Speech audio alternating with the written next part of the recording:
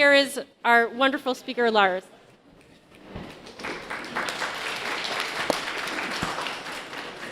So I'm slated to go until 11:45, and I'm going to try and keep that as best I can.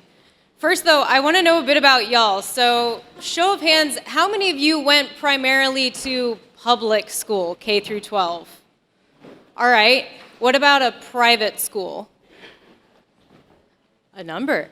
Homeschool. Yeah. Hi, homies. That's good to know. I like that we have an educationally diverse crowd. So in Wisconsin versus Jonas Yoder, 1972, which Liz talked about a bit, the Supreme Court unanimously sided with a group of Amish and Mennonite church leaders, my family background, who argued that Amish kids should be exempted from the corrupting influences of mainstream public education. Breaking from precedents regarding religious freedom and education, the Yoder decision became the model for the Christian right homeschool movement and proponents of separatist religious schooling in general.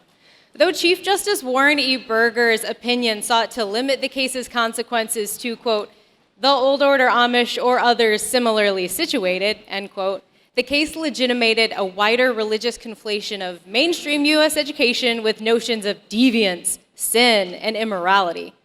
As such, the decision paved the way for arguments that multicultural curricula and controversial subjects like climate science or sexual education were reflective of mainstream corruption.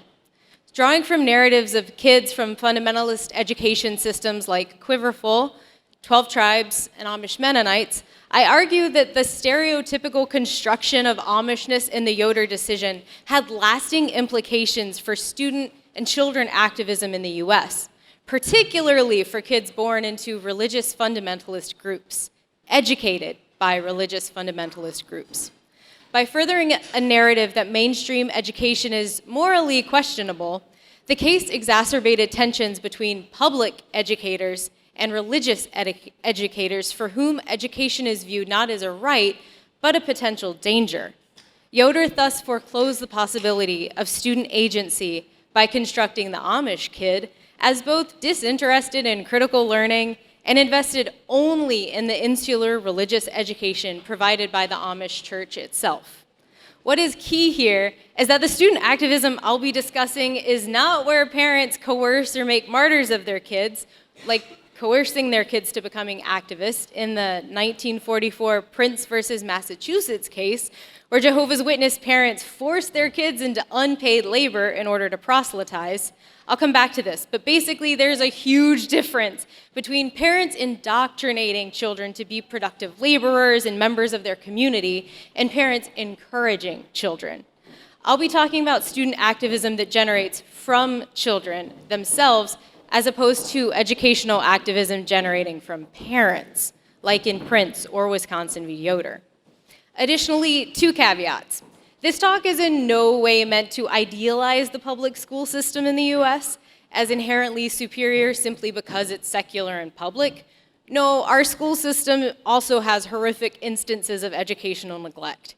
An example of this is in C.A. Lichtenstein's 2010 hypothetical legal case, wherein the author pretty compellingly argues that Black families could make similar arguments as Amish ones regarding public education. That, quote, public schools enforce values that are contrary to the Black community's values.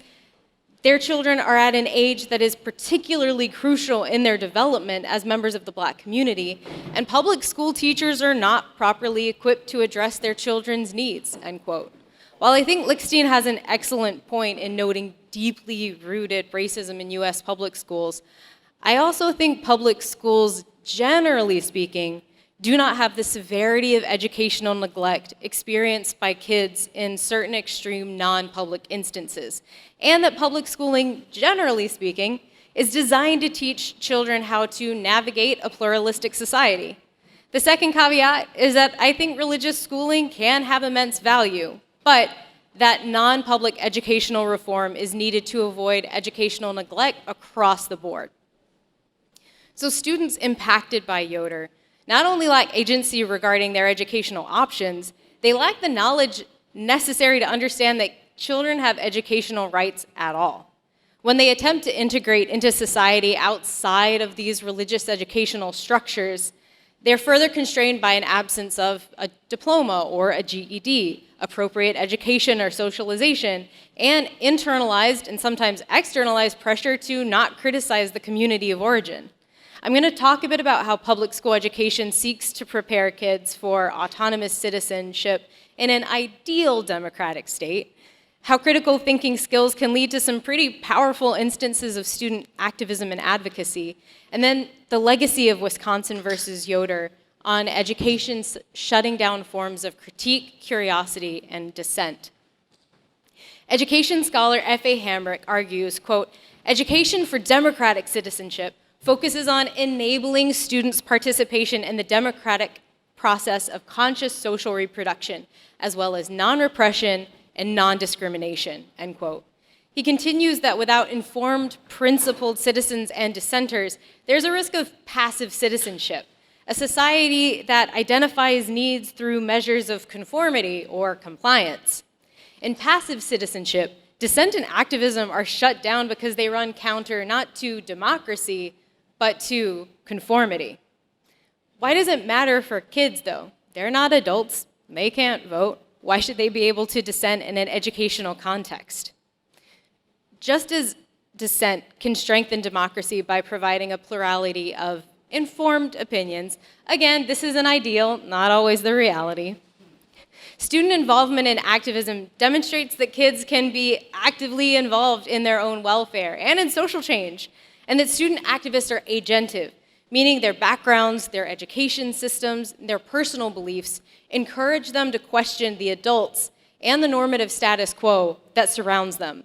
Public schooling's ideal goal is to provide an atmosphere allowing children and adults from different backgrounds and belief systems to respectfully mingle, hopefully resulting in intercultural communication that benefits an increasingly diverse and culturally complex U.S. mainstream. Educational activism is both a cause of and a result of this public schooling ideal at both K through 12 and in higher education. As Zachary Jason notes, quote, "Students have been activists since they've been students. From 1229 to 1231 BCE, the entire student body at the Sorbonne in France went on strike. In 1639 in the US, Harvard students testified in court against the school's vile cuisine. In February 1960, 4 African-American freshmen at North Carolina Agricultural and Technical State University sat at a whites-only lunch counter in Greensboro. Those are all examples of student activism at the college level. But children student activists have also played a key role in US history. Barbara John's walkout protesting her high school educational experiences in her segregated, separate but equal black public school were formative for the huge legal case Brown versus Board of Education. The Guardian columnist Britt in the Bronx describes her high school students in 2012 having a hoods up for Trayvon Martin Day in protest against the killing of a Florida teenager. The March for Our Lives movement was created by several student survivors of Florida's Parkland shooting. Protests against the Dakota Access Pipeline were led by Lakota Sioux youth who created the One Mind Youth movement, and 16-year-old Swedish climate activist Greta Thunberg, alongside other young activists globally, have inspired scores of teens and tweens to walk out of their US classrooms. All of these student activists demonstrate that democratically minded student activism is both dependent on critical education, even as it pushes for better educational systems. These students, children's, minors, actively question the status quo, even if it is risky for them, for the benefit of society as a whole. Scholar Donald Kerr argues that, quote, "seeing even the youngest student as both a moral equal and someone whose ability to reason morally is still developing entails treating them as though it is up to them whether or not they'll finally come to believe what you say." This approach to teaching relies on critical thinking skills and student activism surrounding the environment, education, and children's own welfare demonstrates the power that accompanies viewing education as something that leads to autonomy and citizenship, as opposed to conformity or compliance. Preparing kids for curiosity and potentially activism can be a harrowing ordeal for adult parents, however, as it requires giving children the freedom to question. Professor Brian Warnick argues that sound educational decisions require not just knowledge of the child, but knowledge of society as a whole. But because parental expertise typically only extends to the child, parental rights over education should potentially be more limited. Warnick continues, quote, "The labor of parenting creates a specific right, the right to invite children into a life that the parents value and treasure, often the lives that they themselves lead. This right to invite allows parents the opportunity to live shared lives, lives of common beliefs and commitments with their children. Exposure to a way of life involves not only verbally teaching children what to believe and what not to believe, but also initiating them into the communities, rituals, and practices that constitute a particular life. While schools should make reasonable accommodations around the labor of parenting and this right to invite children to follow their parents' cultures, education policy also potentially has an ethical obligation to encourage children to formulate their own perspectives independently of their parents, rather than limiting education and therefore turning a parental right to invite children into their parents' culture into a parental right to indoctrinate children into the parents' culture. The former involves education and autonomy, while the latter involves seclusion and the illusion of choice. So in order to have kids remain in one's community of origin, some parents view education, particularly a secular public school education, as an enemy of the community rather than an ally. This results in parents attempting to curtail education external to what is approved by the community and paint other forms of learning as bad, deviant, or sinful in nature. This is where Wisconsin versus Yoder and its legacy enter the picture. So, as has been discussed, Wisconsin v. Yoder was a milestone court case involving the free exercise aspect of freedom of religion. Public schooling, particularly public schooling after the 8th grade, was viewed as completely detrimental to Amish society. Even though the court acknowledged that, quote, a certain level of education is necessary in order to be an involved and effective citizen, end quote. The court case focused on mainstream stereotypes of Amish and Mennonite families as being close to the land, deeply spiritual, free of crime, and uninterested in student educational activism, accepting, of course, student educational activism in the name of preventing future student educational activism. Going back to the 1944 Prince versus Massachusetts case, wherein a court ruled Jehovah's Witness parents couldn't indoctrinate their kids via child labor, even though they could educate their kids in a religious setting, Wisconsin versus Yoder furthered this line of thinking by arguing child labor is religious education and therefore needed, and establishing that it is mainstream public schooling that is indoctrinating religious minority children instead of the other way around. This discursive move placed conservative religious parents wanting separatist and unregulated education as morally righteous, and painted increasingly multicultural, diverse schools as totally morally bankrupt. When the court sided with Yoder and the Amish Mennonite adults in that Amish could pull their kids from public school after 8th grade and stop educational progress altogether, it opened the door for other religious, especially other Christian separatist communities, to take issue with almost any aspect of public schooling that could seemingly run counter to that community's beliefs. Andrea View notes the non-public school movement in the US is growing mainly because of an increase in conservative Christian homeschoolers, similarly opposed to the curriculum first fought against in Wisconsin versus Yoder back in the 1970s. View argues, quote, fundamental to the debate surrounding the rights of all homeschooling families is the degree of state regulation of homeschools. Many homeschooling parents distrust any state imposition of educational standards, end quote. This places emphasis on individual free exercise of a religion as defined by parents, regardless of what that may mean, to the potential detriment of larger democratic ideals of a citizenry familiar with the cultures, beliefs, and educational experiences different from one's own. View then asks us, quote, are policymakers responsible only to parents who homeschool, or is there also a responsibility to the child or society as a whole? Are the interests of children only definable by their parents? End quote. What happens then when communities decry public schooling in order to shelter children from critical thinking, autonomy, and dissent, not just reproductive biology lessons?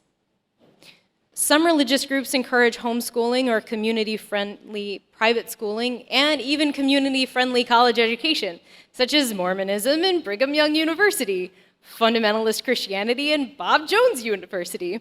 The Seventh-day Adventist movement, for instance, has its own publicly available resource guide for Adventist-friendly education from K through 12 and even through college.